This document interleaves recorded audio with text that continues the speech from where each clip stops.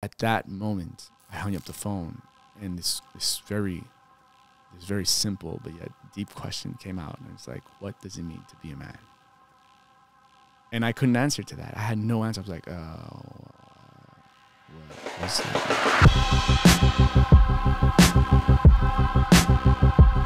Welcome to the Superhero Academy podcast. I'm your host, Marc Angelo.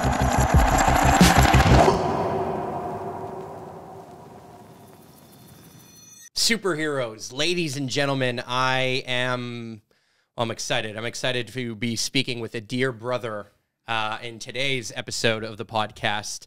And I met this dear brother, and then I'm just going to open it. We're just going to go straight in. His name is Malcolm. He's a brother that I'm creating male MTL, or I just call it male, with. And I want to just dive in to, do you often just meet men underneath a bridge in the middle of December that are just working out shirtless and decide that you should chat with them? Yeah. Happens every December. No.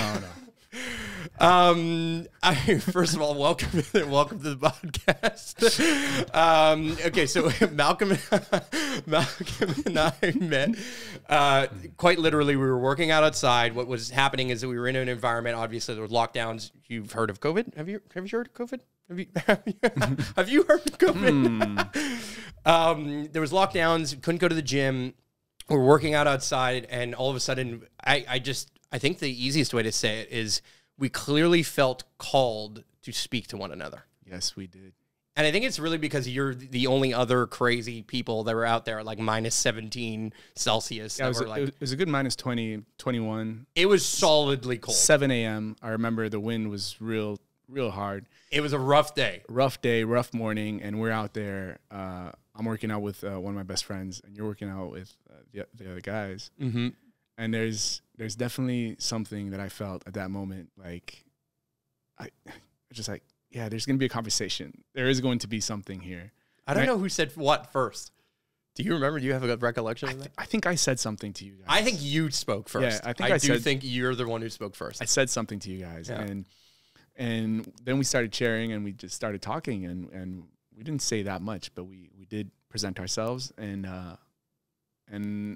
there was like already this feeling of brotherhood, you know? But it was quick, right? Like there was something about the fact that when you meet certain people, you feel like you've just established trust with them instantly. Yeah, absolutely. Like there's certain people, and this happened to me very recently actually, that like I just meet somebody and I'm like, oh, you're like a Viking warrior who I used to like slay fucking people with. Like, you know what I mean? Yes. Like that's a real thing. And that's exactly how it felt. It felt like we were literally on the fucking battlefield.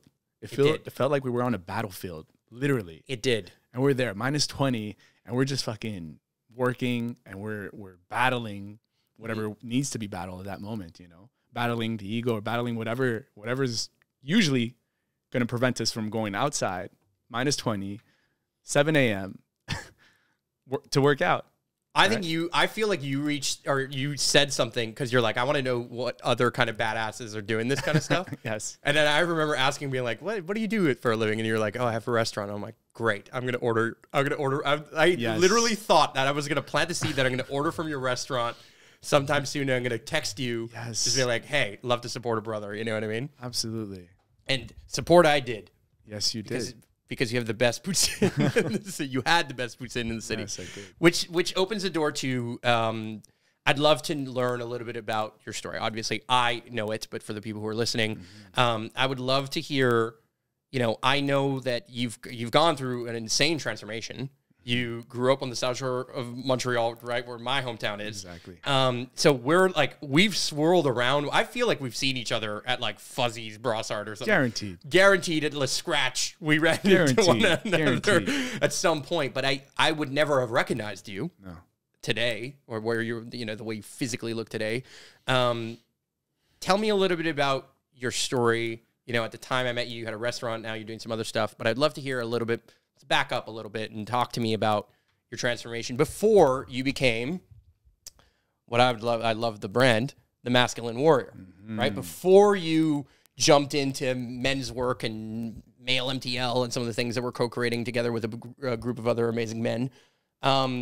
before you kind of started getting a bunch of likes on Instagram, talking about, you know, deep stuff that I think are relevant to many men and also to many women that have men in their lives, which is basically everyone. Tell me about your journey. Yeah. Well, thank you for all that, Mark. Once upon a time. I need to play sound effects here. We're around a little campfire. Once upon a time. There's a torch. Yeah. Going back. I guess I was pretty much doing, you know, whatever I thought was the best thing that I could do. And not going too far, you know, I grew up in Broussard, just like you did. And I was suburbs of Montreal. Yeah, suburbs of Montreal. Good, you know, good wholesome town. Absolutely. Yeah. And I remember being put in the restaurant and bar industry very, very, very fast at a very young age. And you know, I remember being younger and saying, "Well, this is what I want to do." I remember being young and saying, "Oh, I want to be a chef one day." That was the thing. We would go to my mother's friends' restaurants here in Montreal, and I wanted to be of service. I would go around tables and pick up cigarette butts, because back in the day we could smoke in restaurants, and I would pick those up. I would clean, and I was super young, and I just had this this crazy will of wanting to be of service to people or to others, and so, you know, subconsciously or maybe consciously, I thought I could do it through restaurants. And growing up, I had a very absent father. He would go and work as a helicopter pilot outside of the country for 6 weeks and sometimes 8 weeks, and come back for 3 weeks. When he'd come back, so he was an alcoholic. So when he'd come back, for him it was vacation. So he would drink, you know, every single day, and the only connection we really had, it was him bringing us to the restaurants. So I was there, and at a very young age, and growing up in restaurants and seeing, you know, the whole vibe, the whole energy, people having fun, and of course I was very much attracted to that, and him having fun there too, and him having fun there too. Well, yeah, well, to some degree. My father was a very so he showed literally he literally had that concept of the man being emotionless. And he was literally emotionless. And of course, one of the things that made him emotionless was the drinking, numbing of his feelings. But I had no clue. I had absolutely no clue that was the thing happening with him back then. I just thought that that's who he was. And so you didn't realize he was an alcoholic. Exactly. When did it click to you that he was an alcoholic? When did you, like, all the pieces of, like, oh yeah, I guess there are a lot of bottles in my house, or whatever it is, or like what was it that made that happen? At what age, maybe? Oof. Rough. It came in late because being you know, witnessing everything that was going around in bars and seeing people drink so much, I thought it was just a normal thing. Everyone did it. You know, everyone did it. So for me, it was just normal. And we had parties over at home. My mother's Brazilian, so she would have all of her Brazilian friends come over, and so I was in that party life, and that, you know, enthusiastic sort of setting where we often had people home drinking and having fun. It was always very playful, and yeah, so I guess for me it was very normal, all the way to when I got much older, where I figured that maybe drinking that much is actually a problem, but I had to find that out by myself, you know, falling into that as well. And so growing up, yeah, restaurants, bars, nightlife. I remember my first job was at McDonald's. Yeah. Really? I didn't know that. McDonald. The McDonald. The one on the corner. The one on the corner. That's right. I know that McDonald. Yes, I know you do. Yeah, I've been there many times. Many times. Yeah. And isn't that funny? Everyone in America, I say America, the world really at this point, has the McDonald's in their own life. Absolutely. That's hilarious. That's a very interesting thought. We were driving the other day. This is a small anecdote, but we were driving to go see domes, and the whole point was that we were meeting at McDonald's. Like we were just like, they were like waypoints, like there were portals from one place to the next. This is just a reference point that every town has, kind of thing. It's amazing. Right? It's amazing, and it's not amazing in other ways. Yeah, of course. That's a whole other addiction of substance abuse. Exactly. Yeah. Anyway, so you worked at McDonald's. Yeah, worked at McDonald's, and then just started working in restaurants. By the age of 19, I have my first job as a bartender. Like literally, not even busboy, just like boom, we're throwing you behind a bar, and you're gonna work as a bartender. So I'm 19 years old. I'm already drinking too much. Where are you working? I was working at, it's called Club Plastique. Oh no, Yes, that's so funny. That was right next door to my skate park. Right next door to your skate park. Yes, sir. So you were working at Club. We for sure met. Oh, guaranteed. But like not met. But like what I mean by that is like I've clearly run into. It was right next door to South Park. Yeah, man. I ran the skate park right next door. I know. Wow. So our lives were pretty much we're on parallel paths. Exactly. Wow. And we weren't ready to meet. Yeah, it took till 7 a.m. on a cold day. It took a 7 a.m. where I was battlefield shirtless. I was just in warrior mode at that point. Exactly. Clearly. Yeah. And so were you at that particular day. That particular, I don't even know what day of the week it was. I think it was a Saturday. Was it? I think it was a random day, man. I think it was a weekend because was it a weekend? Yeah, I think so. I think it was a weekend because it was like anyway. It was Long story short, I think it was a weekend, but yeah. So I was working right next to your. Yeah, I was working right next to your joint. Wow. Right next to your place. Yeah. Wow. That's amazing? crazy. It is amazing.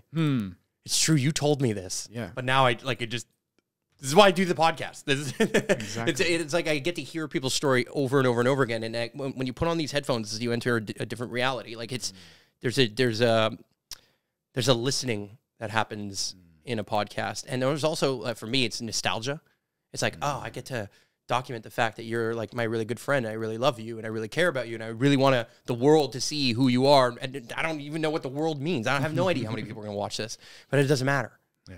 Yeah, anyway, rabbit hole. Thank you for You're working at Plastique. Yeah. That was a beautiful rabbit hole. Thank you. Yeah. Yeah, working at Plastique. And anyways, from the age of 19 to basically much older, I kept on working in the bar industry, in the nightlife, worked in pretty much a bunch of different places in the suburb of Montreal and in Montreal as well. And, I thought for myself, well, this is what I want to do for the rest of my life. This is what I want to do for the rest of my life, work in restaurants and work in bars. And what I didn't know back then is that I really had this thing for being of service to people. And I remember saying to people, I like doing this because it can bring a smile to somebody's face, and I had this idea in my mind that, you can be having the worst day of your life, but you go to the restaurant at the end of the day and you get great service, and that can just flip the whole day, right? Or the whole mood. So and there's a feedback loop with restaurants, particularly bartending, where it's like they tip you directly for the feeling. Exactly. Like there's the culture of it, but then there's also the like, you did a great job. Like, you did a great job. Thank you. What I mean? Yeah. And of course, that brought me to get to know a lot of people, and I love that. I love being able to connect with other human beings.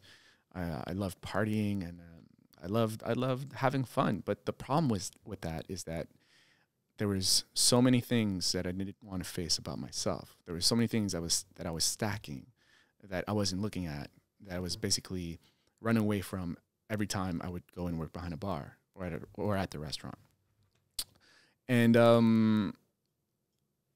yeah, so I grow up in this context of nightlife, and slowly, I don't realize it, but what I do know now is that I was sabotaging myself. I was constantly hurting myself over and over again. And I remember in 2016. So I have this really weird relationship with my father, even growing up, where I don't know the guy. I never really got to know him. And I always felt intrigued by him because I was like, hey, he's my father. He's the masculine model of my life. And when I hear other boys or other teenagers talk about their fathers, they talk about like the coolest guy in the world and they want to be just like him. And when I try to say that, well, I can't, because I'm like, well, I don't know this guy. And even living together, like I lived with him for a couple years, and just me and him, nothing, like just nothing. So in 2016, I remember I got out of the house. I got out of the house. I started working in a place in Saint Julie, bit further down, and I worked there for about 2-3 years. And by that time, my father's by himself, and he doesn't have a job anymore. He decided to quit. And so what does an alcoholic retired do by himself at home? Drink. Lots of alcohol. Lots of alcohol. And it was a lot of beer and cigarettes. And I remember around that time, I started seeing that his health, he was starting to have health issues. So I realized that, maybe the source was alcohol. And on my end, I wasn't drinking that much. But what I started doing is gambling. I started gambling. Oh. Yeah. So I started gambling specifically on slot machines. That was my thing. Slot machines? Slot machines, yeah. What was getting you on the slot machines? I was addicted to the... They're the biggest moneymakers in casinos, and for those who don't know. But I find it, that's wow. Yeah. Okay, but hold on. Let's get real clear. Slot machines like clink, clink, clink, and then 3 things, or like the video lottery or terminals? The video lotteries. Okay, so you're playing, this is like literally everywhere. Everywhere. You don't, so this is in Quebec. This is a huge thing if you don't know this. But it's a huge thing everywhere. But lottery, what are called VLTs, video lottery terminals. I actually did a whole... anyway, another story, but I did a whole paper on this, are a huge entry point into gambling addiction, a huge entry point into like what you find in these like weird places that are like, because like these video lottery machines are like at like I think of the ones at the what's it called, the skating rink there, not with skates, but with des patins à roulette. Oh, yeah, okay. You know what I'm talking about? Palladium. Yeah, the Palladium. Palladium. Yeah, yes. They have VLTs there. There, yeah, absolutely. Which is this obscure corner, kind of dark room. Always hidden. It's hidden. Yeah. There's a bar. There's a Ginette that works behind the counter. You know what I mean? Like, you know what I mean? Absolutely. Like, and that, like, that feeling. So beyond going into those dark corners, like quite literally, when I say dark corner, I'm not even talking like, I'm talking about like physically dark. Like it's just like a weird corner. They always have like the weird like mirror windows that you can't look in. Like it's just the vibe is off. Absolutely. For anybody who's in the light, their own version of the light, not to say where that is. The vibe's off. And the vibe is off. And why is it that you're there? I'm constantly being attracted to this darkness. I'm constantly to the point where I'm going out with friends and I'm with them at a bar or at a restaurant or whatever, and I start drinking, and then I start thinking about gambling. Ooh. Yeah. And sometimes like, what if today's my lucky day? Yeah. What if today's my lucky day? Oh, I lost money yesterday. I'm gonna make it again today. Right? Because they make you win just enough. Just enough. Well, it's here not and even there that you do win. Is when you first start playing these slot machines or these video lottery machines. Is you win $5. Yeah. You get that dopamine hit. That's it. You're done. And then you win a big amount one day, and you're like, "Oh shit!" But that's it. And you're constantly thinking about that amount, and you want to go back and win that amount. Yeah, I want that $500 payout. That one time. So you do win enough. Like it does. It's not like you go and you lose and lose and lose and lose. Like you do actually from time to time fuel your purchases of alcohol through the fact that you won that night, and then do whatever. 100%. And then obviously the thing is, you lose more. Of course, clearly. you always lose more. Welcome to gambling. Welcome to gambling, but you always remember that one time you won, and that's where you want to go back. And so was that the way you drove? Because when I would gamble, I very rarely gambled, but if I gambled, sometimes what I wanted was to just get back to even. It wasn't even I wanted to win. Yes, I just wanted I want to get back to even. Lose? I want to get back to even. But that's another lie that I was feeding myself, right? Yeah. And even to the point where I thought sometimes like. I was so wanting, like I was so much in wanting to control the outcome that I was trying to do these like crazy things on the machine, talking to the machine, and like putting some kind of bet that would it's that person that they cut me off in the parking lot. It was their fault I lost tonight. Exactly. Pointing the finger everywhere else. 100%. Any excuse. I can feel that feeling. And hold on. I just want to pause you there for a second. If you're listening to this, do you feel that feeling? Like where are you doing this in your own life, right? Like where is it that you're like almost like your inner demon or gremlin is living, and you have these like thoughts. It might be that you have a jealousy jealousy could be a thing sometimes, right? Like, oh, this person's prettier than me, or this person is this they more than me in some way, shape, or form, or they have more money than me, right? And there's so many little versions of how this plays out, but in your case, it just manifested in this one category that is gambling. Yeah, and I think it always starts with a thought, and then when it becomes an obsession, that's where you're fucked. When it becomes an obsession, you have to go through it, or else you're constantly going to spend your energy towards that obsession that's in your mind. And so I'm at a point where I'm with friends and I can't have fun because, you know, I'm always thinking about going at the slots machine. There's something that's always calling me there where I feel comfortable. You know, I feel like no one can bother me, and I don't want to be bothered by anyone. And alone. You're often going alone. I'm often going alone. And reality is that I'm losing all my money. You know, all the money that I'm making in bars, and I'm making a lot of money. I'm just wasting it all, you know. You have an estimate of the amount of money? How long did this last? So at first, it wasn't... lasted a couple years, but the first few years wasn't that intense. It was really in 2016, my father committed suicide. So he committed suicide. I remember one night I get a phone call from a barmaid that was one of his friends. And she gives me a call and she's like, hey, you know, I haven't seen your father for the past 3 days and I'm really worried because he was not himself last time I saw him, and he was talking about having dark thoughts. So maybe you want to swing by the house and see if everything's all right, you know? I'm getting chills up my spine on this one. Yeah, right now. And then I'm like, well, you know what? He's probably okay. He's probably just, you know, depressed or something, and he doesn't want to go out, or maybe he's out of money. I don't know. So I remember 3 days prior or 2 days prior, I got a phone call from him, and I'm at the restaurant. And I'm busy. I'm preparing for reservations. And at your restaurant? At the restaurant? No, not at my restaurant. At a restaurant where I'm working. Yeah. At that time, where I'm a pub that I'm working at. Sure. And I don't answer. Right. I could have answered, but I didn't because I'm like, oh, I'm busy. So I close the phone. I don't answer. And he sends me a message. He's like, hey, no, actually, sorry. Let me get back to that. I did answer. Okay. I did answer, but I didn't say hi to him. I said, Dad, I'm busy right now. I'll give you a call. I'll call you back. And he's like, okay. So I close the phone. Wow. I don't call him back. The next day I get a message from him. He says, you didn't call me back, you know, and that's okay. I just want you to know that there's letters for you on the table if you can come get them. So I think at that moment they're letters for, you know, I often get letters from the bank or whatever, still at that place. So I have that in my mind where I have to go and get letters. So he's like made this decision already. Yeah, it's already made. It's been made for a while. Oh, it's been made in his lifetime of choices. Exactly. But it's been made in that moment. And wow. And so I get that call 2 days later from the barmaid, and I'm like, okay, let me go back home. And I'm not connecting the dots, but there's something inside of me that's telling me that, you know, something's off.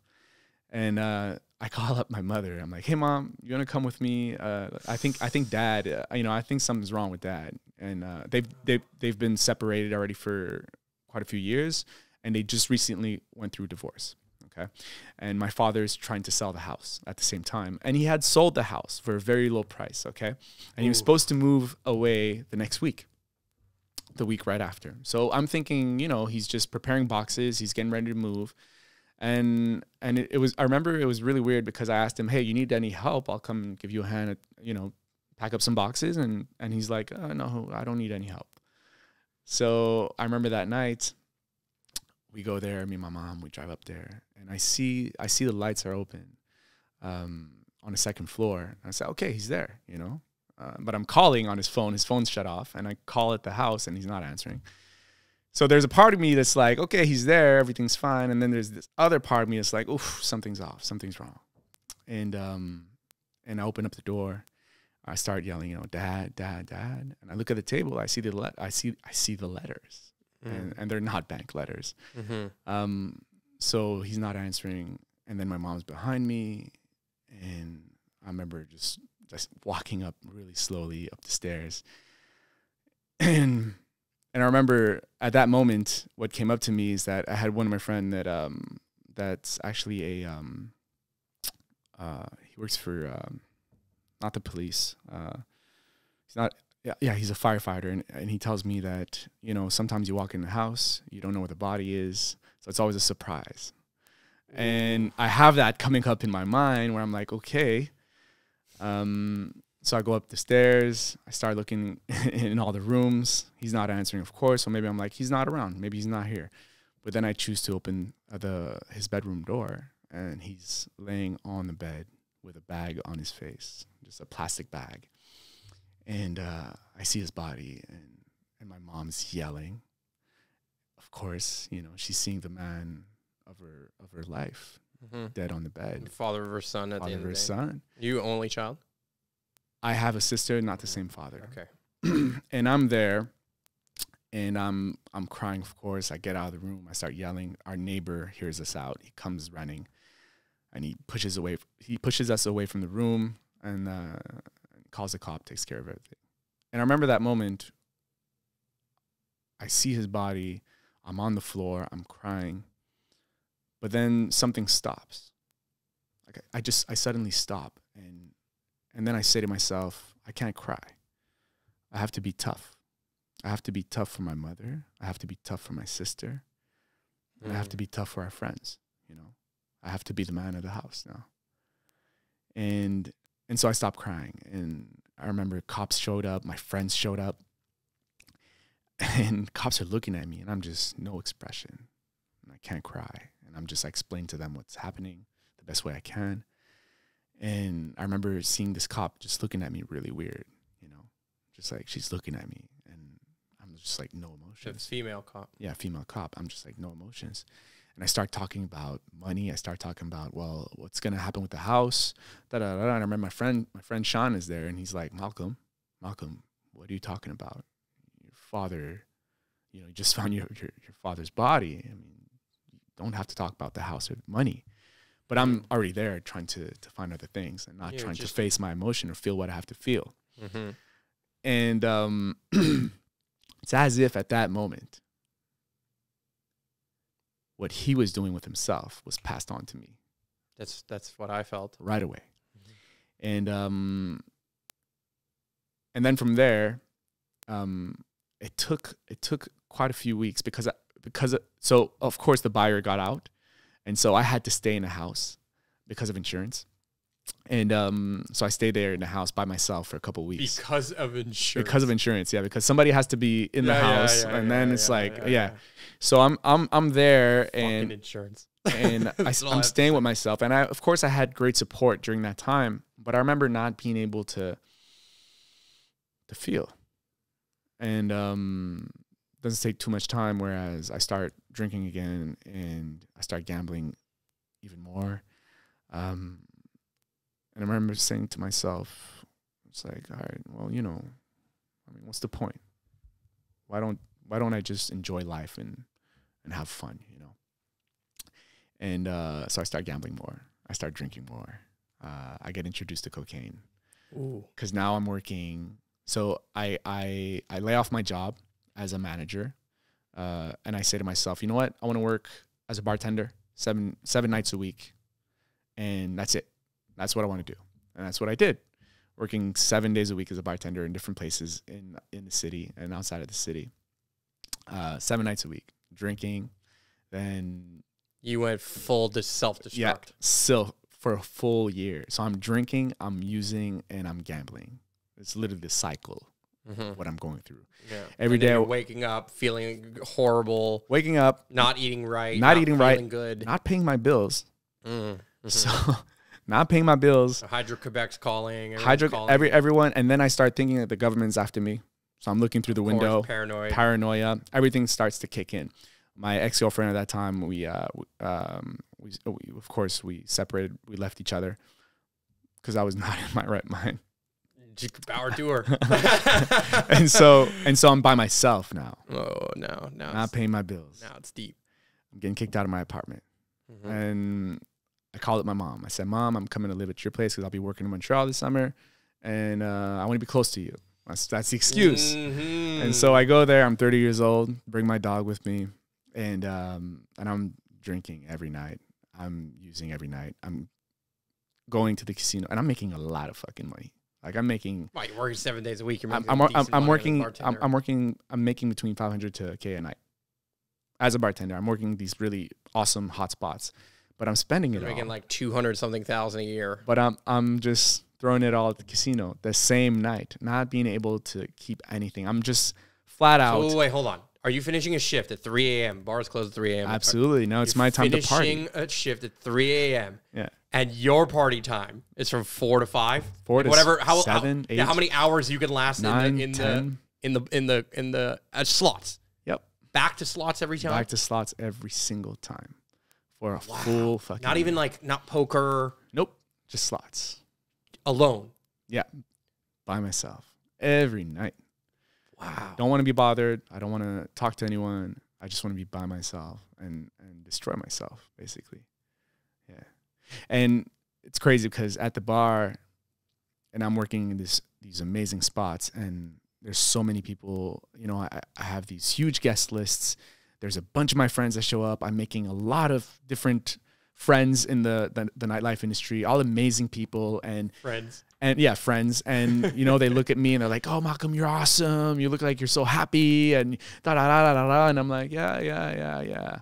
But you must have had some energy. Like I had energy. Like, had you turned into your dad in the sense that you had like you had no character?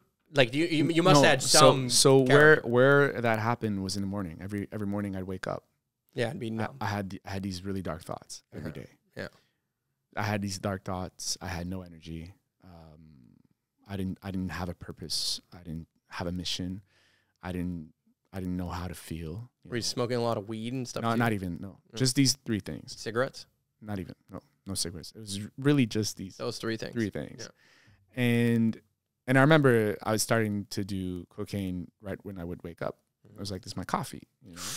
So I was starting to do that. Deep habit there. Yeah, I was starting to do that, and and so for a full year, 7 days a week, that's what I was doing. Every morning, I remember having really deep, dark thoughts of like, okay, how am I going to kill myself? I'm going to throw myself out the window. I'm going to hang myself, you know. And then there's this little voice in me that said, well, you can't do that. I mean, your nephew, your dog, your mother, your sister, you can't do that to them. So there's like never about you. So this little voice. I can't do this to me. Never. No, of course. Yeah. I had no clue what that meant.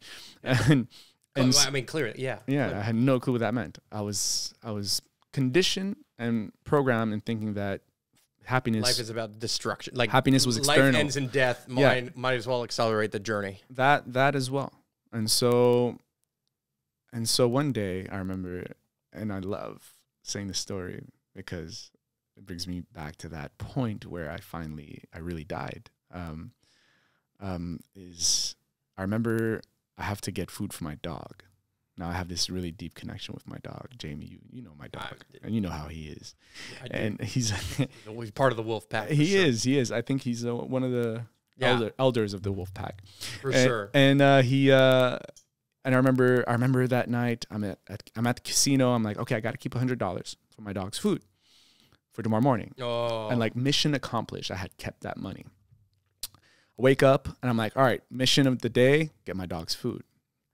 I get out of the apartment, which is my mom's place, by the way. I'm 30 years old, live with my dog, no money, just fucking crazy.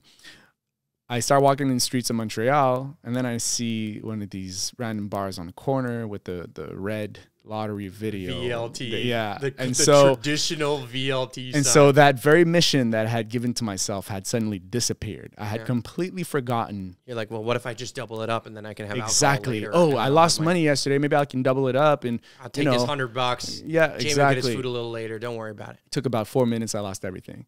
Wow. I get out of there, and once again, not even knowing what had just happened, not even remembering that I was going out to get my dog's food. Yeah. Walk back at my mom's place. I open the door, and for the very first time, Jamie does not come up. He doesn't come running to me.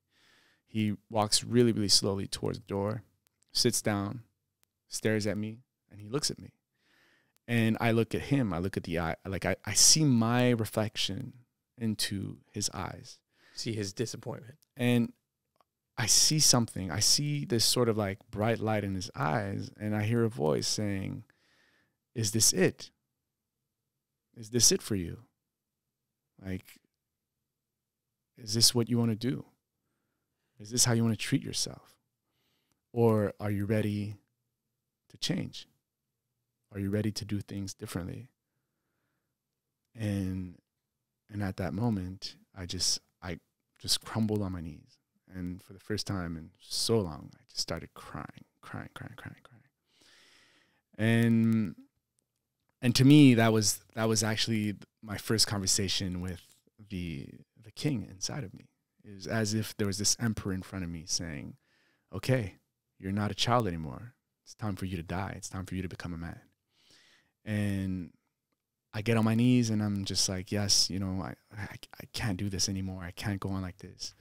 And it's hard to admit, you know, at that point, I'm so much in my inner world that it's so hard to admit to anyone what's going through. There's so much shame. There's so much guilt.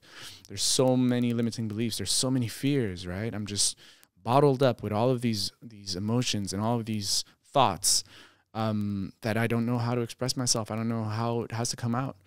And, but, you know, living with my mother, I figured, you know, I had to say something to her because she felt it. She was seeing it.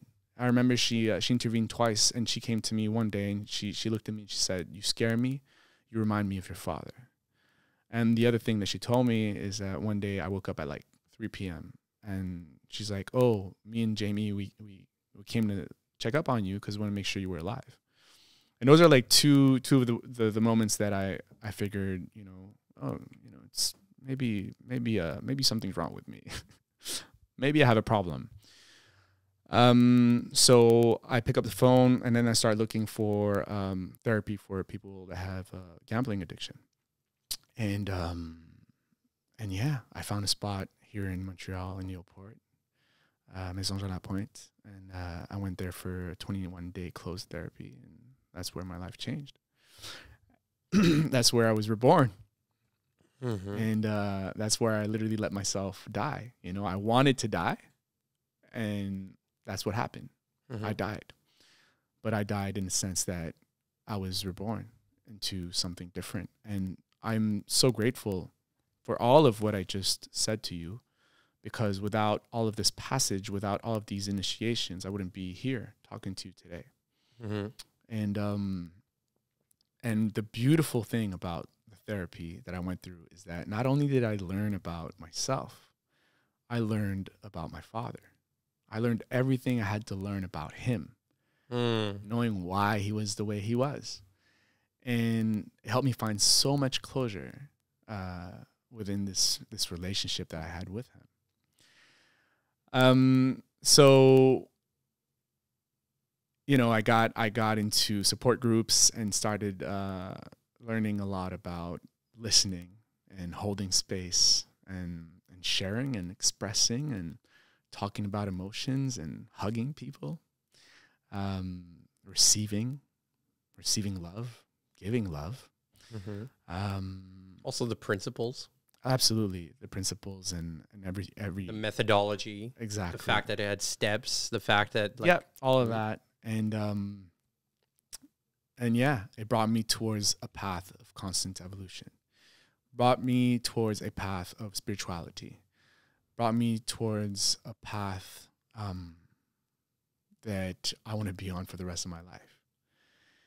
And through all of this, I learned, I acquired so many tools as, meditation, breathing. I started, doing some breath work, which I had no clue what that was. But I remember the first time I went to a breathwork session for an hour and a half, I felt that it released a lot of things inside of me. And so going into that, after a year and a half, of meditation, breathing, working on myself, and going into therapy, I was weighing 260 pounds. So I was 260 pounds. My physical body was like everything about me was just. I saw a picture. You showed me a picture the other day. It was like I would not have recognized you. It was 260 pounds. I was drinking a lot. I was eating one meal a day, and when I stopped, I had dropped to 220. And right before the pandemic hit, well, first of all, when I got out of therapy, I said the first thing I want to do is open my restaurant, and that's what I did. I opened up my restaurant with your mom, with my mom, and which was such a beautiful experience because now working in a restaurant for 16, 17 years and opening a restaurant, two things completely different. Totally different. Totally different. Now you went down another shitstorm. Oh yeah, another shitstorm. So there's some good lessons in that shitstorm. Yeah. So not only I probably did the worst thing that anyone should do coming out of therapy is opening a business or opening a restaurant. Yeah. Because it is the most responsibility. Yeah, because you know the last thing you want to do is stress yourself. I jumped right back into it. But it was a beautiful learning experience. I've acquired so much from that experience in itself. We opened up this Portuguese place, and we put a lot of love in there, and it was an awesome restaurant. Yeah, it was. And so you were awesome. Like every time I'd order on Uber Eats, you hooked me up every time. Every time, and the ratings were stellar. And I love how you never missed it. Yeah. I didn't tell you I would order, but you would just see it. You saw the name and you absolutely knew. I did, and it means you were paying attention. You know what I mean? In your own business, it wasn't just a cluster. It wasn't just a number on a thing. It was an actual name. Yes. Yeah. Yes. I remember you would write the name on every one of the bags and all that stuff. You were always a little message as well. Yeah, always a message, exactly. Yeah, and so we opened up March 11th of 2019. March 11th, 2020. We were shut down. Shut down. Yeah. A year, day per day. Shut down. First shutdown. And at that point, I'm weighing 230 pounds. I'm sort of like, okay, we got to shut down the restaurant. We don't know what's gonna happen. You know, my mom's 61. It's me. I have an older crew as well of people that work with us, and I'm just like, okay, we're gonna close this. 2 weeks flatten the curve. Yeah, we're up closing for a month, and I remember in that month. The first few weeks, the only thing that I'm doing is I'm ordering food. I'm eating a lot of sugar. I'm playing video games. I'm watching movies. That's all I'm doing for the first 2 weeks. So I think everyone kind of did that. Yeah. So my weight's going up. We all watched Tiger King, dude. That was like a thing. You know what? Does everyone remember Tiger King? I want to be honest here. I'm probably the only one that hasn't watched Tiger King. I swear to God. And I saw. How did you miss that wave? Dude, it was such a good wave. I know. That was early in the pandemic. It was a good. Everyone.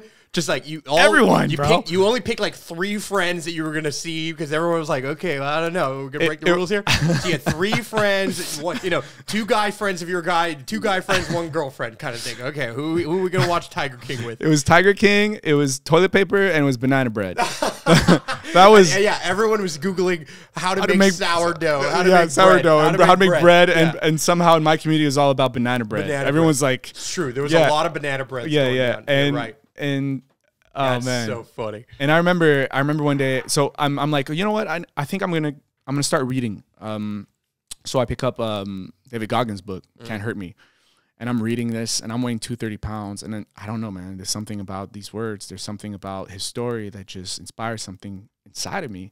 And I look at my reflection on my TV. I remember watching I binged, I don't know what show. I close the TV and I see my reflection literally on the sofa, and I'm like, and I'm like this. I'm like, what? There's a moment, right? Yeah. Sometimes your health journey is just a moment, and it's just that one moment you look around and you're like, yeah. And I see all the bags of chips and chocolate, and like, what the fuck am I doing? Yeah. And I'm like, no, this has to change, like now. And so the next day I just started running. I grabbed my dog. I'm like, Jamie, let's start running. And we started running every fucking day. And I'm running 1K, and I'm like, ah. And I'm reading David Goggins. And I'm like, you can't hurt me. You don't know me, son. I'm not running 1K and yelling these things in my mind. And I'm super motivated. And I mean, you got pretty deep into it. Yeah, I got really deep into it. You became like an addict to running at one point. Well, that's. Yeah, we say we transfer our addictions, and that's literally what happened. I became really addicted to running, and I realized through reading about running that there's an actual thing called runner's high. You get high while you're running. I was about to say. Yeah, and there's like a few times I remember running, and I'm just like laughing by myself, and literally felt fucking high. High like you're on cocaine. Which is like a good high. It's a good high. Well, it's a healthy high. It's a very healthy high. I accept that you got high running. Yeah. Thank you for accepting that. Yeah, you're very welcome. Yeah, as a friend who's gonna watch out for you and make sure you don't take a sip of alcohol or whatever, I will accept that you get high running. And that seems like a great one. So I'm running. I'm taking care of my body. I'm taking care of my spiritual. I'm meditating twice a day, like. Yeah, you were doing 75 hard. I was doing 75 hard. So I'm doing 75 hard. I'm reading every day. I'm meditating. I'm doing breath work. I'm running. I'm working out. I'm like my body, everything about my body, my mind, my soul, my emotions, everything's changed. I'm journaling every day. I'm connecting with people that are in support groups as well through Zoom, and we're supporting each other. And I'm in my business, and I'm like, you know what? This business is good. We're doing all right, but let me do other things. So I started having ideas of like creating the sauce company. And then at the same time, I have a business coach. My business coach. You opened up a virtual kitchen. I thought that was a genius. Virtual kitchen. I'm in that as well. Sorry, I forgot about that. Yeah. I was part of this, of you a did group. Some cool stuff. I always, when you told me that, I was like, this guy's legit. He knows what's up. So he sees what's going on. So I'm doing these 3 different things. And then my business coach, she's like, hey, I want you to become a coach. And I'm like, okay. So she throws me in her program, and they've been around Montreal for over 30 years. They've been coaching here for quite some time. Shout out. Who's who? You'll Coach. Yep. They're called You'll Coach, and Yvonne Yule is, for those who don't know, is YUL is the airport code in Montreal. Yeah, absolutely. And Yvonne Laplante, which is a 74-year-old man today, he was coaching here 40 years ago. People didn't even know what a coach was. They're like, oh. Well before the pandemic, and everyone decided everyone and their mom became a coach. Yeah. And he was like back in his day. He keeps on saying this. He's like, people were like, "What? You're a hockey coach? Or you're not a hockey coach?" I'm like, "No, I'm a coach, and I coach people." And this is 40 years ago. Yeah. And his coach was Thomas J. Leonard, which is the forefather of coaching. Died at a very young age. And that's a big word there, but yeah. Huh? The forefather of coaching. He's considered as one. Definitely in the word coaching world, fine. Yeah, in the coaching world. Yeah, in the world of mentorship, mentorship. Of course, mentor's been around for so long. Mm-hmm. Yeah. Totally. And so I learned from this gentleman, which was just such a beautiful experience. And while I'm doing that, I'm doing all of this work. I meet beautiful people. And through a very, very strong connection with a wonderful woman, we start talking about very personal things. And she starts opening up about her abuse when she was young. And while she's telling me that, this image comes out. Like literally this movie comes out. And it was my sexual abuse when I was a young child. And I stop her. I start shaking. I start crying, and I'm like, "I'm sorry. I know this is about you, but something's coming up." And then I start going through that experience, and I realized that my father was the one that had abused me. And so that isn't it amazing that you had no idea? No clue. There's a lot of people I've heard like this is becoming a topic around me, not in my life, but or at least maybe not that I know of anyway. But it is a topic that I've heard a lot, and like fully repressed. Like this is the definition of repressed memory. Repressed, and there's something that happens, I guess, when you're at that young age where you don't understand what's happening, and just the mind completely shuts it off. And I remember through my passage of being in support groups, I hear a lot of people talking about their sexual abuse. And I remember having this image pop up, and I would just push it away. And I was like, oh, I'd push it away. I'd see it, but no. I'd push it away. But at that moment, everything came out. And then I remember the next day I'm sort of fucking panicking. I'm going through all sorts of different emotions, but luckily I have tools. I can call people, but I'm like, who am I going to call and talk about this? I feel all sorts of different things. I feel like drinking again. I feel like gambling again. I feel like dying. I feel like this and that. And the reason why I open up about this is because yes, it's been happening. Like men and young men are being abused, and this has been going on for decades. And women too, but women too. But also, but I think the only difference is that on the culturally, it seems like on the women's side of things, there is more of a discussion about it. Absolutely. And I think there's more of like an acceptance that this is a issue. Are we solving it at all? No, but the reality is that on a male to male abuse is deeply overlooked. Yeah, deeply overlooked. And I think anyways, it's everywhere, but there's something here in Quebec. It has what you're saying, I think, and is somehow we can sense it. And what you can sense is the energy that maybe your dad had, or like somebody who is that person. You can kind of sense it in these people. And because they kind of, they have they grew up in the same area or they live in the same area, we sense it differently than if I had to like sense it in a German or if I had to sense 100%. It in a Swedish person, where I'm just a little off the culture, so I might not see it the same way. 100%. Yeah. And so it's much more prevalent than we think, though. I think it's like 1 in 4 people. Yeah, but that's the thing. That's a lot. And within men, we probably will never really know the number. Oh, we'll never know that. We'll never know the number. Never. And even with women, we'll never know the number because a lot of people just don't talk about it or they don't remember, which is crazy. Which is crazy. And so I remember calling up this hotline for men that are abused, and I start talking to this super, super nice woman, and she's telling me, you're not the only one that happens. You're not the only one that goes through this. A lot of men remember 20, 25 years later, 30 years later, 40 years later that they've been abused when they were a child. And I'm like, okay, what do I do? And she's like, well, you're doing good right now. You're talking about it. It's good. But if you want, we have this program where we can put you, you can meet a therapist, but you'll be on a waiting list for about 4 months. And I'm like, yeah, 4 months. I need to talk now. Who do I talk to now? And so at that moment, it clicked inside of me and said, well, there's no support for men. There's no actual support for men that are going through these kind of issues. And so at that moment, I hung up the phone, and this very simple but yet deep question came out. And it's like, what does it mean to be a man? And I couldn't answer to that. I had no answer. I was like, what does that mean? And so... Curious what your answer is now. You want me to say it now? Go for it. I think we can't define what it means to be a man, because a man is in constant evolution with himself, making it that he will always become better or different. So I don't think you can define a man, because what you're doing when you're defining a man, you're putting a limit to what he can become. But, of course, based on values like, love, commitment, respect, honor, courage, strength, humility, trust, and we could go on and on and on. Yeah, we can. So at that moment, I'm like, yeah, man, there's no support for men.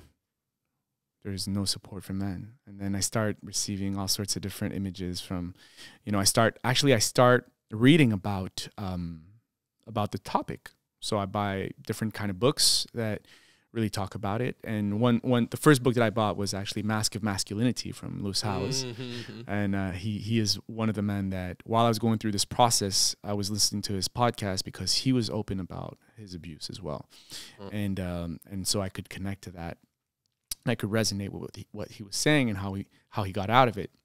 And at that moment, I also realized how it was important to connect with other men. I wasn't connecting directly with him, but his message was connecting with me. And so,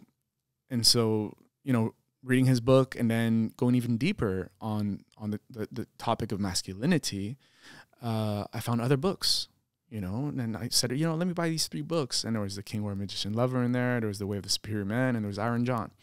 And that's where I started my reading. And that's where I realized how, they were talking about men's groups and men's circles and men's movements and the importance of trust between men. And I was like, well, guaranteed there's this going on here in Montreal. There has to be a circle. There has to be a group for sure. And I started you know, searching for the thing, and I'm looking everywhere, and I can't find anything. There's nothing. I mean, there are some possibly, but yeah, possibly nothing public, nothing public, nothing.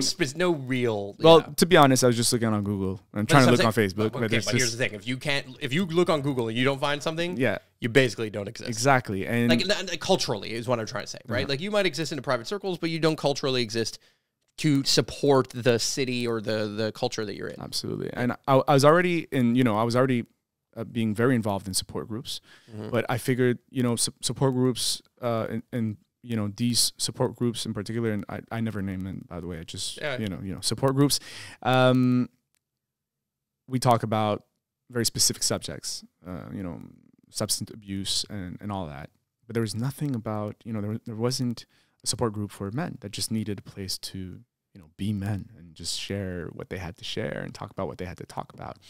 And so it is also through that time that I started sharing a bit more about masculinity on my Instagram account. And I was seeing that there was already reactions and people writing back to me and really enjoying or connecting or resonating to what I was putting out there. And so other accounts started coming my way. For example, you know, the Sacred Sons and other guys like Tim Morrison in Australia and other men that are doing this kind of work. And so I remember that time I started picking up, I have this little notebook, this little journal, which I called the Book of Manifestation. And I believe that anything that I would write in there would literally manifest. And so I started trying to say you manifested me. I think I did. I think I did. You might have. It's what I think you manifested me too. So I definitely You definitely did. Yeah, 100%. So I'm not even going to joke about that. So I start writing the list of, you know. First of all, I was manifesting a very amazing poutine, and then you were the person. Isn't that great? Yeah, I'm a little sad about that, not going to lie. I'm now a little sad that your restaurant had a challenge, but we'll get to that in a second. have the recipe. Remember. I know, I do. It's in here. I do remember that. It's in here. I know. As long as I'm in your life, we have access to the recipes. Are you baiting me on my own gambling my own addictions, my poutine addictions? Yes, I'm here. Yeah, welcome. Perfect. I know how to make you happy. Now you know. Yeah. I know how to make you happy. It is a good. It's one of the ways to make me happy. Absolutely, dude. I will do I will work forever if you just tell me that we're gonna go for dinner after. I'll do anything. Like. It's just, I love it. It's just whatever. It's my version of like, oh, I get to chill first. Yes. You know what I mean? Like in the same way that you would like finish your shift and then go gamble, I guess. Well, my version of that is I finish my shift and I pull up Uber Eats. You pull up Uber Eats, yeah. Take notes. And over the last 2 years, that was like the thing to do. So the whole world came into my like weird bubble of marketing, storytelling, like digital. I've been working remotely for 10 plus years, 11 years now, as of April 1st. I've been working remotely for a very long time. At some point, you just kind of 100%. You don't go anywhere, or you don't know where to go anymore. And I've never was a drinker, was a smoker, weed smoker, and I'm more of an intellectual type of like I consume content. So I consume stories, insane amounts of stories. And so the best thing to do when consuming stories is eat. Because like it's for me, my version of the lottery is the lottery of on Netflix or on YouTube. And the other lottery is the unpredictableness of the algorithm. You press thing and then I just sometimes I'm like, okay, I'm going on a journey. Don't know where I'm going. But I just let the YouTube video pick the next one and the next one and the next one. And it's like, okay. Where are we going? Embrace the unknown. Yeah. I mean, at some point you're consuming. You're consuming. Like there's learning. Yeah, but now you're. And then there's a layer of learning that goes into consumption. And there's no doubt about the fact that I've looked at like my version of like you looking at Jamie and being like, "Is this it?" Is me looking at my screen time and being like, oh my fucking God. Like the amount of time I spend on a screen. And like my saving grace is the farm. But because my overconsumption of documentaries led me to go out in the middle of a GMO cornfield and plant a tree and blah, blah, blah. Who cares about my story, right? But the point for that was I realized like there was, it's kind of like also was like a David Goggins style moment. It's like, what am I going to fucking do? And like, what am I going to do? And that do piece was like, I'm going to fucking plant some shit. Like, you know what I mean? I don't know fucking nothing about planting anything, but I'm just going to plant some stuff. And I'll just go and keep going back. And then it became where it changed my life next level was when I decided I was going every Saturday. So it became a pilgrimage. It was my version of going to church. To this day, it's my version of going to church. Now the church is bustling. it's a whole other level. I think it's no longer church for me. Now it's like a sacred creation. It's beyond church for me. It's definitely sacred. I'm part of the church now. Like at first I was going to church. And then, like, I was a person who started the farm with a bunch, a few other people. It was really me who did the initial kind of spark. But the idea is now it really has become way more than me. And that's where I can find purpose in it. Like, people are like, well, how could you, like, don't you want to do something else on a Saturday? I'm like, no. Like, what? No. Like, go to some party what are you doing that's particularly exciting? You know what I mean? Like really, just give me the better. Like, I gotta tell people all the time. I'm like, I would love to do something I'm not doing, but give me something that sounds better. And this isn't like an addiction thing anymore. It's not like I'm not addicted to going to the farm. Trust me, I go there sometimes. It's a purpose. It's miserable. It's a mission. It's a mission. It's a purpose. It's a purpose. And I think that what it means to be a man, to answer that question, is to discover and rediscover your purpose. Absolutely. And to ignite yourself and others and carry on the torch of that legacy from generation to generation, from person to person. It's like, I think that when you ignite your own purpose, you become a candle that is lit. And from a single candle, millions of candles can be lit. Absolutely. And I don't see the limit to the number of candles that can be lit. And so for me, it's just like, I could go in this direction, that direction. Anything is possible. And I can manifest anything I want. And the word manifest. Man. Yes. Right? The idea of, like, women have life-creating force, and men have life-creating force. Yes. Okay? And I just think that life-creating force is evoked in us in this way of, like, we often find it through some first period of doing. We become a human doing first. Eventually, we could get to human being over time, right? But it is a journey. It is a stage upon which you climb onto kind of one stage or one step. I think you were saying this the other day, right? It's like there's these different stages of awareness where we're standing on this different stage, and all of a sudden you see a little something different. You're like, oh, yeah, okay. Maybe the way I was doing stuff over there is not great, but now I'm going to be a better doer. And over time, you go from doing to, like, maybe I'm going to, life isn't happening just to me. And then eventually you get to the ego stage of, like, for me. Yes. Life is happening for me. I'm the guy, right? And so there's this theory of, like, you go from being, like, the horse, the workhorse, to being the lion. To being the child. Right? So the horse is the doing. The horse works. You work. I'm going to work myself to death. That's what other purpose do I have? Yes. I just want to be a chef. I want to be of service. Yes. Then the line comes in. I want to change everyone. I'm the guy. I figured something out. Yes. Me. Ego. And then there's what I think enters the church phase of your life. It is what we did when we were kids, is that we showed up, we played. Yes. And we just play. And as we play, we just be. There's no rules. There's some rules, And ironically, like, those are great. Like, we just create games. It's like, oh, here, I'm safe here for home base. But the rules are literally invented as you play. Like, it's like, no, there's home base now. Oh, home base is over here now. You know what I mean? Like, it.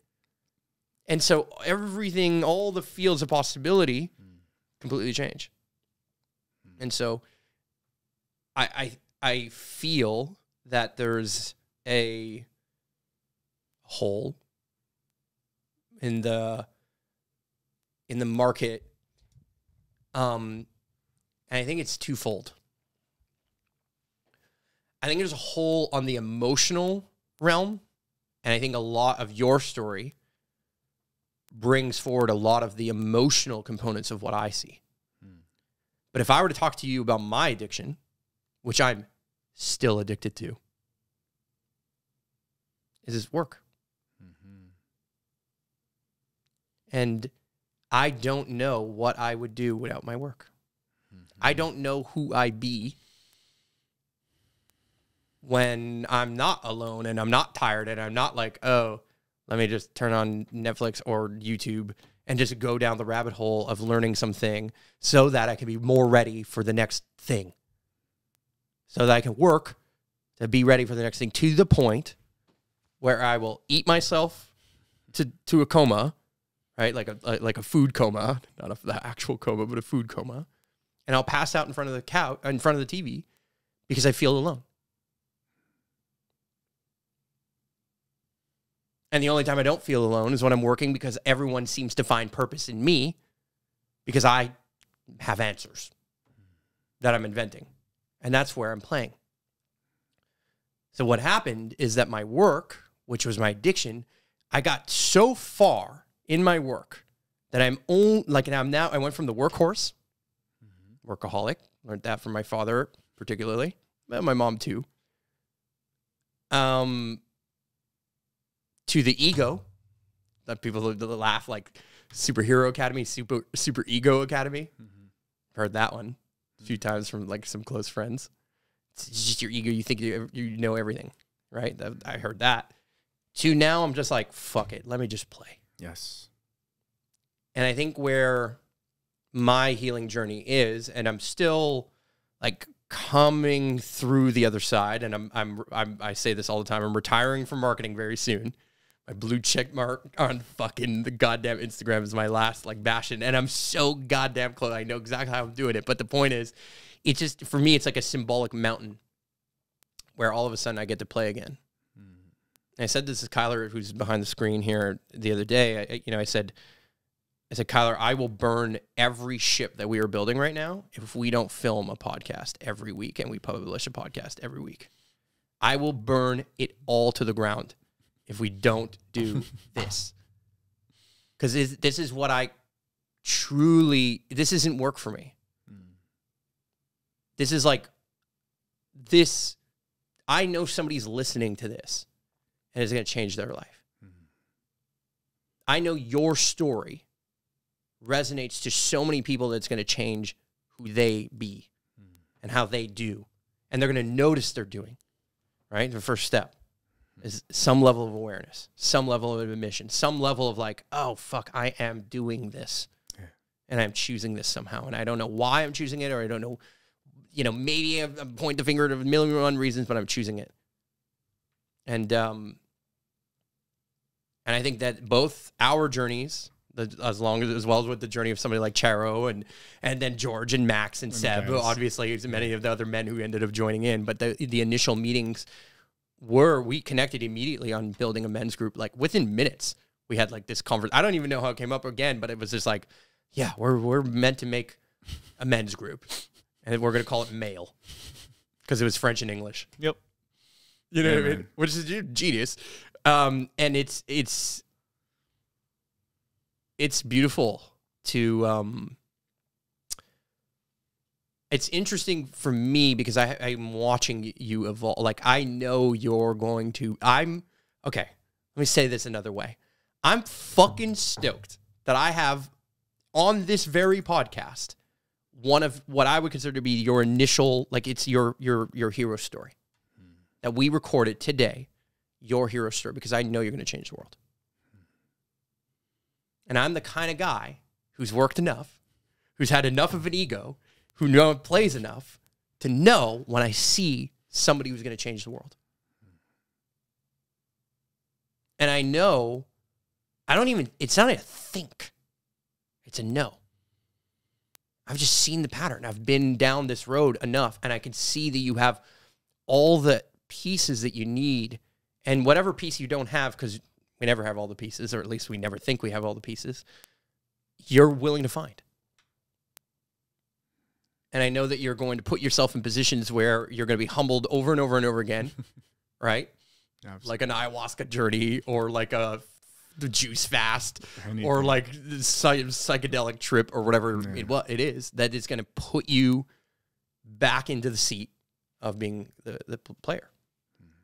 And so for me, that psychedelics did that for me. Like psychedelics was the reset button where I get worked up, they call it worked up for a reason. I get really, really, really, really anxious, and then poof, I hit the reset button. Oh, okay, yeah, I get to play here. This is all fucking fake. Like, you know what I mean?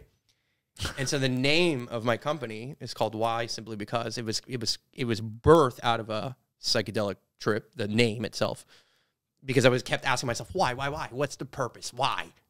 Why? Purpose. Where is it? How do I know why that I found it? Blah, blah, blah, blah, blah. And the answer that came to me, the wisest of possible answers that came to me at that moment, and still to this day, is simply because. And that's an answer a fucking child would give. I love that. And it's the answer you would give a child when they were asking you why. Simply because. Simply because. Yes. So it's I'm curious what you see the challenges that are like happening now for men are.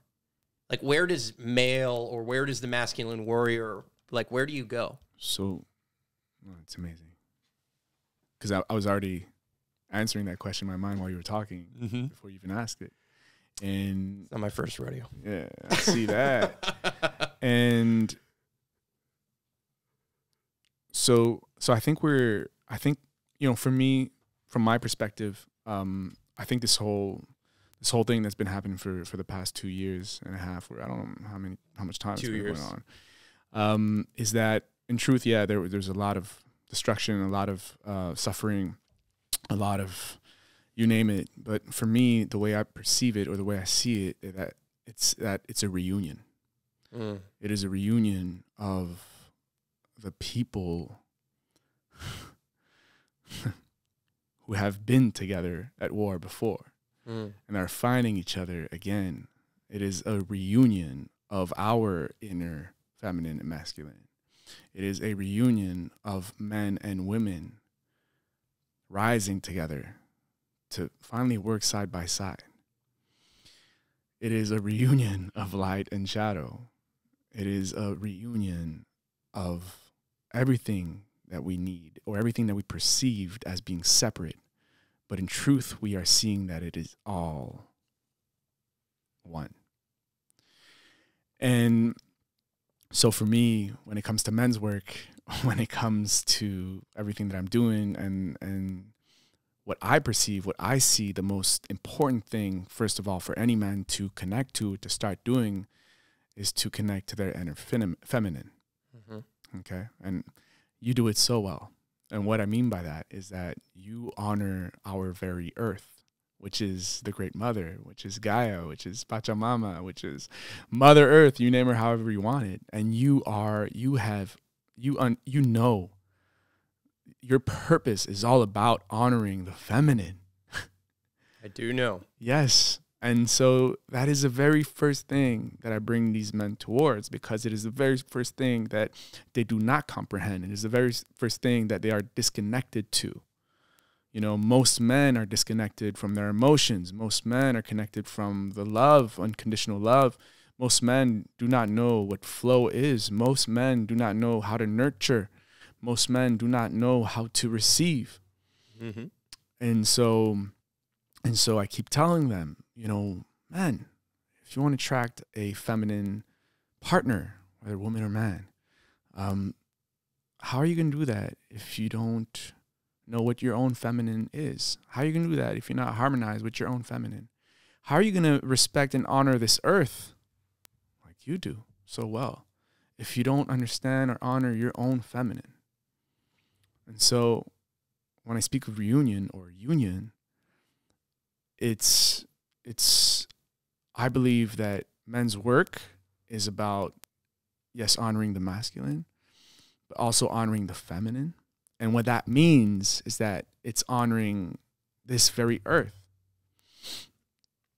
And we do that by becoming intimate with every aspect of ourselves, because we're programmed and conditioned to believe that we have to find intimacy with others. You know, if you look at the definition of the word intimacy, it's closeness between two people. But what about the closeness with ourselves?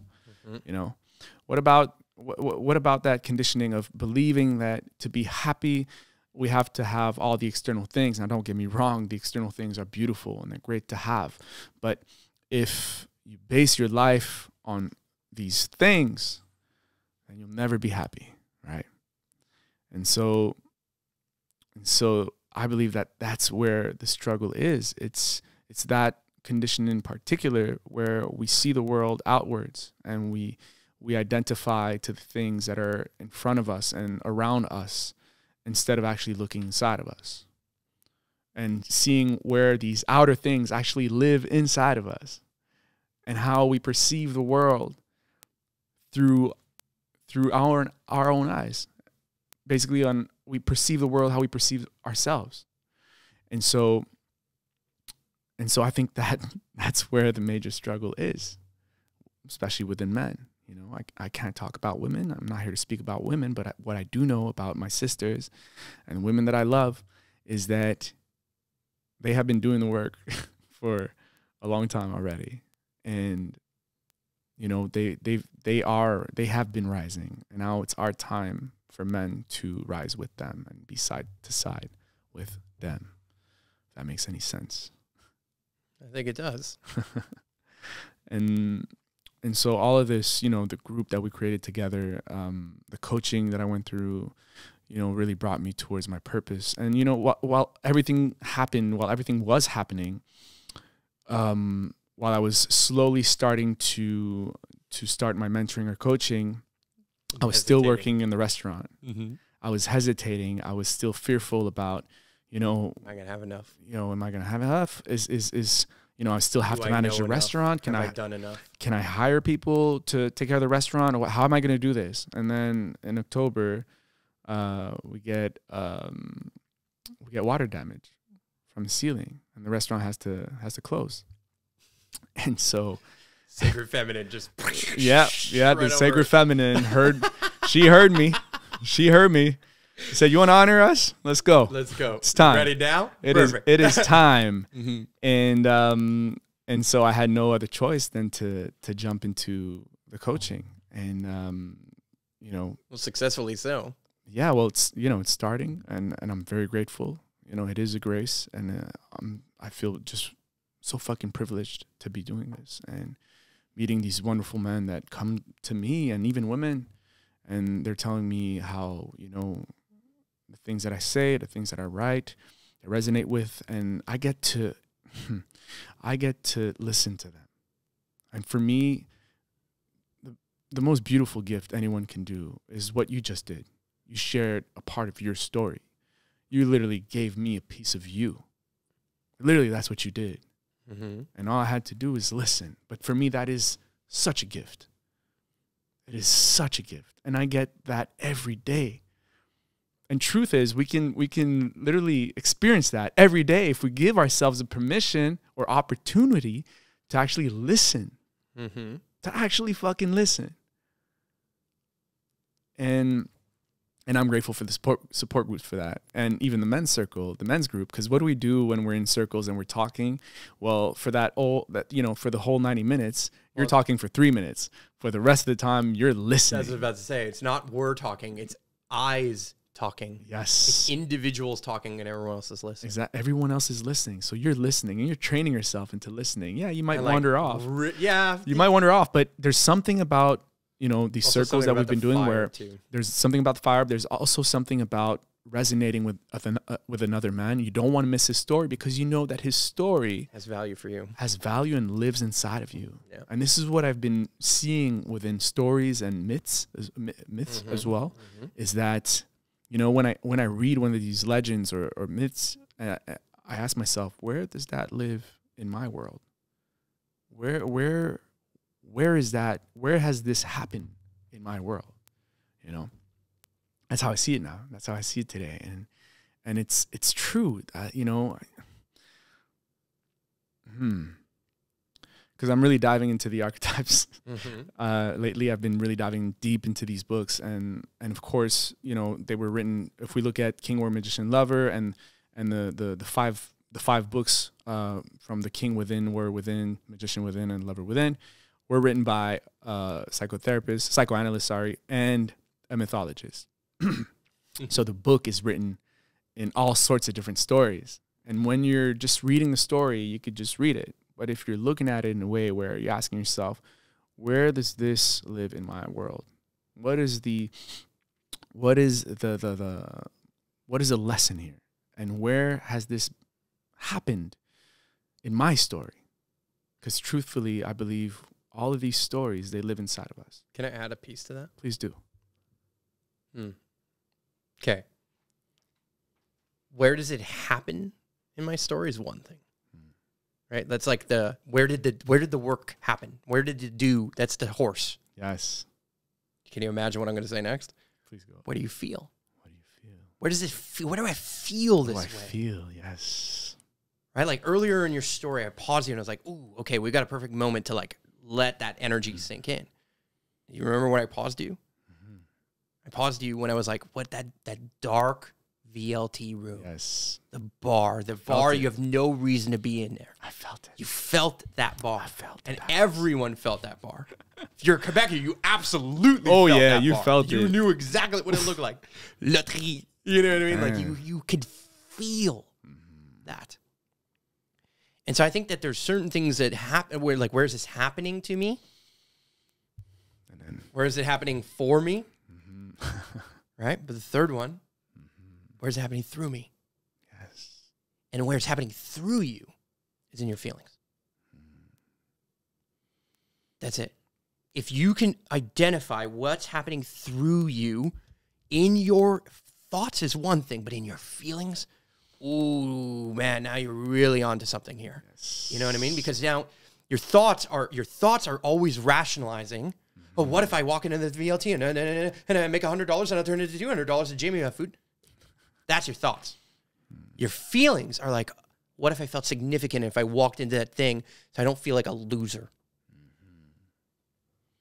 Because I'm a winner and I want to be a winner.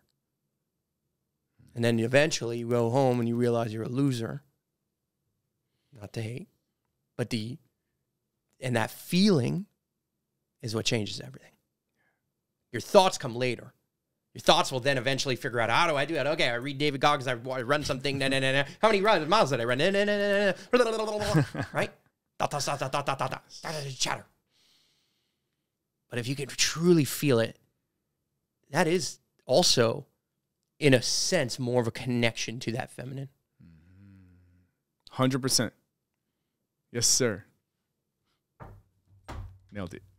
Okay, we're going to end this podcast. I'm going to say one last thing. Yes, please do. Do you know why I know you're going to be super successful and why I know you're going to change the world? Do you know why? No. Keyword.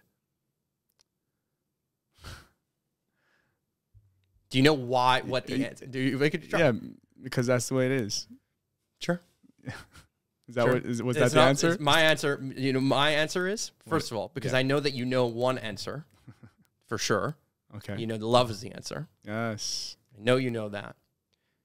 But the reason I know why you're going to be successful and that people are going to watch this and go subscribe to and follow you on Instagram and do all the things, they're going to click because if they made it all the way here, they know that they should do that. But the reason I know why you're going to be successful and change the world is because you always lead with gratitude. You're incredibly good consistently. I've never seen you fail at a moment where you had an opportunity to share gratitude for somebody else and not done it. You've done it every time. And like in the smallest of ways, from putting natas in my order to like the way that you say hello and goodbye to everyone who walks into your space or into your presence. The way that you say thank you to every single man or male, let's say, or anybody who identifies as a male who comes to our events. I see you thank everyone and everything over and over and over again. And you use the word honor a lot. But the way you honor is through gratitude and through love. And you're fucking world class at it. And so everything else, I don't know what happens in your life. I don't know how it happens. I don't know how you're successful. But the how is the do. It'll happen. But the know is the feel. And what I feel when I'm with you, and when I see you, and when I see what you make other people feel, right, those people out there, is honored, seen, heard, loved, and grateful. See you in the next episode. Thank you, brother. Thank you so much.